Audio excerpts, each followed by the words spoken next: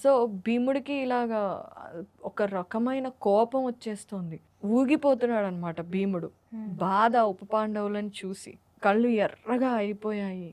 ఏం చేయాలో తెలియట్లేదు. ఇంతలోనే కృష్ణుడు ఓదార్చడానికి ప్రయత్నిస్తున్నాడు. అర్జునుడిని, సహదేవుడిని, భీముడిని, ధర్మరాజుని.